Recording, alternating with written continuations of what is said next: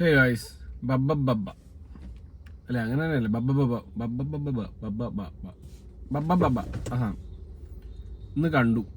അതിന് മുമ്പ് ഒരു കാര്യം പറയട്ടെ, അതിജീവിതയ്ക്കൊപ്പം തന്നെയാണ് എപ്പോഴും, അതിജീവിതയ്ക്കൊപ്പം തന്നെയാണ്. പക്ഷെ ഒരു നിരപരാധി പോലും ശിക്ഷിക്കപ്പെടാൻ പാടില്ല എന്നൊരു അഭിപ്രായം കൂടിയുണ്ട്.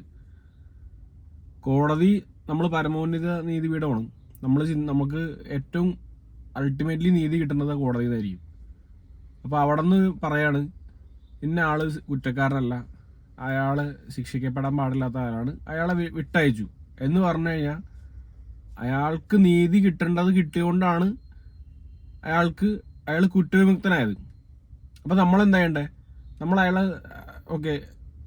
എത്ര നാളും ഒരു കൾപ്രിറ്റായിട്ട് നമ്മൾ കണ്ടിട്ട് നമ്മളെല്ലാവരും അയാളെ കുറേ തേജോധം ചെയ്തിട്ടുണ്ട്, കുറേ പറഞ്ഞിട്ടുണ്ട്. അയാൾക്കിടെ ഏറ്റവും മോശം സമയമായിരുന്നു, മോശം സമയത്ത് ഏറ്റവും മോശപ്പെട്ട കാര്യങ്ങൾ സംഭവിച്ചിട്ടുണ്ട്, ഇതെല്ലാം ഉണ്ട്.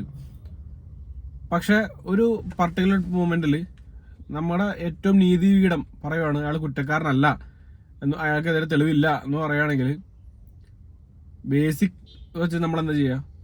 ഓക്കെ, നമ്മൾ ഇത്ര നാളും അയാളെ കുറ്റം പറഞ്ഞു, സോറി, അല്ലെങ്കിൽ നമ്മൾ ഇത്ര നാളും അയാളെ തെറ്റിദ്ധരിച്ചു, പോട്ടെ, ഇനി മുതലൊരു ഫ്രഷ് തുടക്കമാകാം എന്ന് വിചാരിച്ച് അയാളെ നമ്മൾ ഒരു വരവേൽക്കും, കംബാക്ക് എന്ന് പറയും.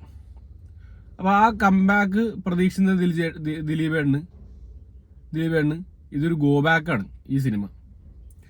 ഇത്ര ഞാൻ പറഞ്ഞുകൊണ്ട് സിനിമയുടെ റിവ്യൂ എന്നുള്ളത് ഞാൻ കടക്കണില്ല. കാരണം ഇത് റിവ്യൂ പറയാൻ പോലും ഉള്ളൊരു സിനിമയില്ല. കാരണം ഇത് ഏറ്റവും നല്ല റിവ്യൂ കണ്ടത് അശ്വിൻ ഗോക്കിൻ്റെ റിവ്യൂ ആണായിരിക്കും ഏറ്റവും ബെറ്റർ.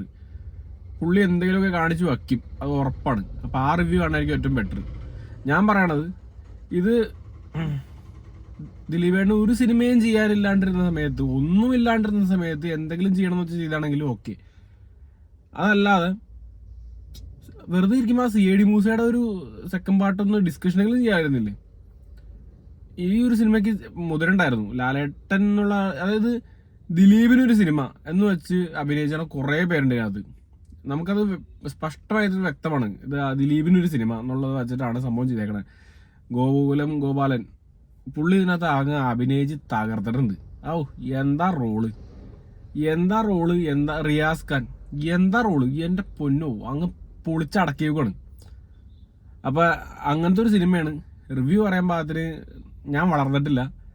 അത് കാണാൻ നല്ലത് അശ്വിൻ ഗോകിൻ്റെ തന്നെ ആയിരിക്കും. നിങ്ങൾ അവിടെ തന്നെ റിവ്യൂ കാണാം, അല്ലെങ്കിൽ സിനിമ തിയേറ്ററിൽ കാണണ്ട, ദൈവത്തോട് തിയേറ്ററിൽ കാണണ്ട. അത് ബെറ്റർ മിക്കവാറും വല്ല സോണി ലൈവിലോ അല്ലെങ്കിൽ സോണി TVയിലോ അല്ലെങ്കിൽ എവിടെയെങ്കിലൊക്കെ വരുമായിരിക്കും, ആരെങ്കിലും കൊടുക്കുമായിരിക്കും. മോഹൻലാൽ ഉണ്ടല്ലോ, ലാലേട്ടർ വെച്ചതുകൊണ്ട് ആ ഒരു പോർഷൻ ഓക്കെ.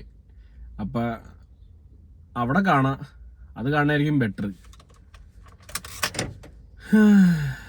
ഒരു സ്പൂഫ് പടം, പക്ഷെ അതിജീവിതയ്ക്കൊപ്പമാണ്, പക്ഷെ നിരപരാധി പോലും ശിക്ഷിക്കപ്പെടാൻ പാടില്ല. Sign of.